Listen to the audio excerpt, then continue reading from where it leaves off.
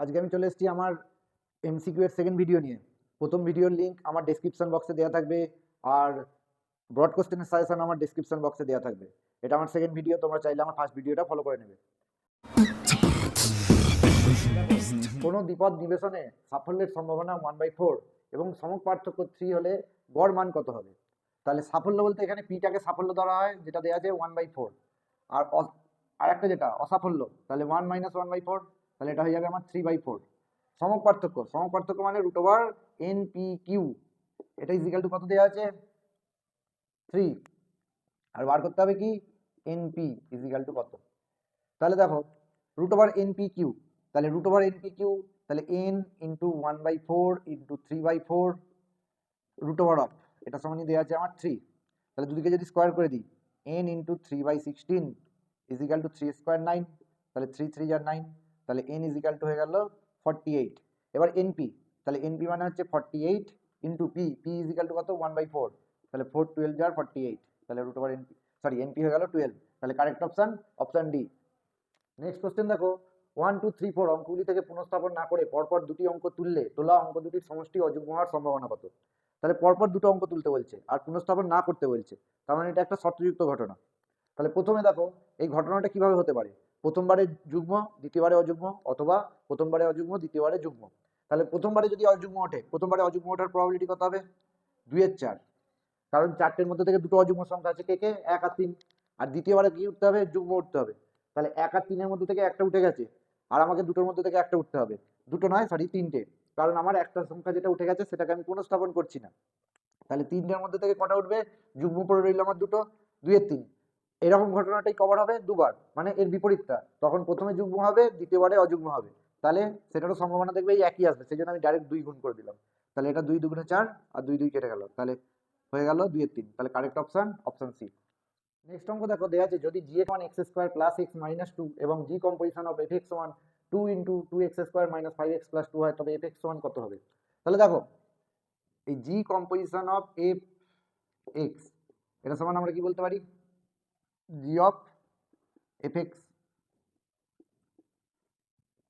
যেটা সমান কত দেওয়া আছে? 2 × 2x² - 5x + 2।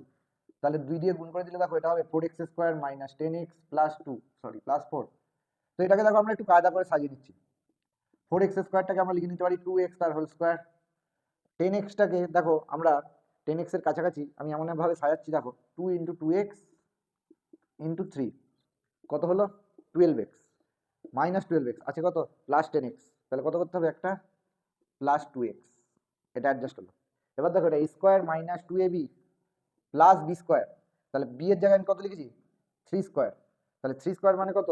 9, কিন্তু এখানে আছে কত আমার? 4। তাহলে দেখো ওটাকেও অ্যাডজাস্ট করবো, -5। তাহলে এইখান থেকে এইটা, এইটা আর এইটা, এই তিনটে টার্ম মিলিয়ে আমার এটা চলে আসছে, দেখো 2x - 3 তার হোল স্কোয়ার প্লাস 2x, আর এই -5টাকে দেখো আমরা অ্যাডজাস্ট করবো, এখানে একটা -2 আছে দেখো, তা -2 লেখো আর -3 লেখো। এবার দেখো আমার gx সমান কত দেওয়া ছিল? x² + x - 2। দেখো এটাকে কম্পেয়ার করো gxটার সঙ্গে, তাহলে x এর জায়গায় কার স্কোয়ার বসাতে হচ্ছে? 2x - 3, তাহলে অবভিয়াসলি fx সমান কত হবে? 2x - 3, তাহলে correct option A. Next math দেখো দেওয়া আছে cot of cosec inverse 2 plus cos inverse half এর মান কত? তাহলে দেখো এটাকে আমরা লিখে নেবো cot অফ কোসেক ইনভার্স 2, যেটাকে আমরা বানিয়ে নিতে পারবো sign inverse half plus cos inverse half. তো আমরা ফর্মুলা জানি sin inverse x plus cos inverse x সমান π/2, তাহলে এটা হয়ে গেল cot π/2, তাহলে cot 90 এর ভ্যালু কত? 0, তাহলে correct option B. Next math দেখো দেওয়া আছে a ইকুয়ালস টু ম্যাট্রিক্স 0 7 0 0 এবং fx equal to 1 + x + x² plus x⁻20 হয়, তবে f of a equals to কত? তো দেখো এখানে তোমরা আগে কি করবে? স্কোয়ার মান বার করে নেবে, তাহলে এটা কত হবে? 0 7 0 0 ইন্টু 0 7 0 0, তাহলে এটার সঙ্গে এটার গুণ, তাহলে 0 × 0 0, তারপরে এটার সঙ্গে এটার গুণ 7 × 0 0, আবার এটার সঙ্গে এটার গুণ 0 × 7 0, আবার এটার সঙ্গে এটার গুণ 7 × 0 0, সেম এটার সঙ্গে এটার গুণ 0 × 0 0, এটার সঙ্গে এটার গুণ 0 × 0 0, এটার সঙ্গে এটার গুণ 0, আর এটার সঙ্গে এটার গুণ 0। তাহলে ম্যাট্রিক্সটা এসে গেল জিরো ম্যাট্রিক্স, মানে 0 0 0 0 জিরো ম্যাট্রিক্স। তাহলে দেখো আমি বলতেই পারি a square equals to a cube equals to dot dot dot a20, এই গোটাটাই কত হয়ে যাবে জিরো ম্যাট্রিক্স। তাহলে F of A is equal to আমরা বলতে পারবো 1 plus A plus A square plus dot dot dot dot A to the power 20। এখন এই 1 ম্যাট্রিক্সের ক্ষেত্রে এই 1টাকে তোমরা কি বানিয়ে নেবে, আইডেন্টিটি ম্যাট্রিক্স বানিয়ে নেবে, অর্থাৎ 1 0 0 1। আর এই ম্যাট্রিক্সটা কত আছে, এই ম্যাট্রিক্সটা আছে 0 7 0 0 0। তাহলে দেখো এই দুটোকে যদি অ্যাড করো তাহলে কত এসে যাচ্ছে 1 7 0 1। তাহলে এটাই হবে আনসার। তাহলে correct option option C. Next অঙ্ক দেখো দেওয়া আছে I1 সমান integration E to the power x cos x dx আর I2 সমান integration E to the power x sin x dx হয়, তবে I1 প্লাস I2 সমান কত। তো দেখো integration E to the power x cos x dx এর যেটা মান হয় যে E to the power x/2 into cos x plus sin x, আর যেটা integration E to the power x sin x dx এর যে ভ্যালুটা হয় তার মান হয় E to the power x/2 sin x minus cos x। তাহলে আমি একসঙ্গে করে দিচ্ছি, যেহেতু দুজনেরই ইন্টিগ্রেশনে ই টু দি পাওয়ার x/2টা আসছে, তাহলে এটা এসে যাবে sin x minus cos x, তাহলে প্লাস সি। তাহলে এখানে cos x কেটে গেল, 2 sin x, সেই 2 আর এই 2 কেটে যাবে, তাহলে এটা হয়ে যাবে E to the power x sin x plus C. তাহলে correct option option C. Next অঙ্ক দেখো দেওয়া আছে x log x dy dx plus y is equal to 2/x log x অবকল সমীকরণের সমাকল গুণক কি হবে। তো দেখো এটাকে আমি কি আকারে সাজাবো, এটাকে আমি সাজাবো dy dx plus P Y equals to Q, এই আকারে সাজাতে হবে। তাহলে দেখো ডিওয়াই ডিএক্স এই আকারে সাজানোর জন্য কি করতে হবে, দুদিকটাকে এক্স লগ এক্স দিয়ে ডিভাইড করে দেবে। তাহলে DY DX plus Y by X log X, আর ওটা হয়ে যাবে দেখো 2/x log x কে যদি x log x দিয়ে ডিভাইড করে দেওয়া হয় log x log x কেটে যাবে, তাহলে 2/x স্কোয়ার। তাহলে এর সমাকল গুণক কি হয় না integration E to the power p dx। তাহলে এখানে p এর জায়গায় অ্যাকচুয়ালি আছে কত, দেখো p যদি ভাবো তাহলে এটা 1/x log x আছে, তাহলে এটা হয়ে যাবে integration E to the power integration 1/x log x dx। তাহলে দেখো এই log x এর ডেরিভেটিভ হচ্ছে 1/x, তাহলে অ্যাকচুয়ালি নিচেরটা ডেরিভেটিভ ওপরটা তার ইন্টিগ্রেশন কি হয় না log mod নিচেরটা, তাহলে এখানে মড দিতে হয় না, তাহলে এটা হয়ে যাবে E to the power log x। তো জেনে রাখো E to the power log something মানে সামথিংটা, তাহলে এটা হয়ে যাবে শুধু log x।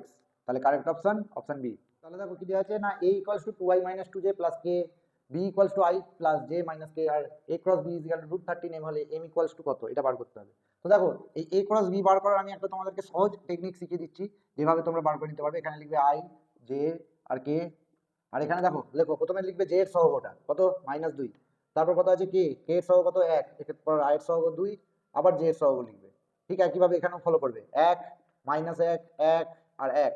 তাহলে এবার গুণ করো -2 ইন্টু -1 মানে 2, আর 1 1 1 -1 plus j 1 into 1 1 minus -1 into 2, তাহলে -2 আর ওই মাইনাস, তাহলে +2 হয়ে গেল, প্লাস কে 2 1 2 আর মাইনাস মাইনাসে +2, তাহলে এটা হয়ে গেল i cap plus 3 j cap plus 4 k cap.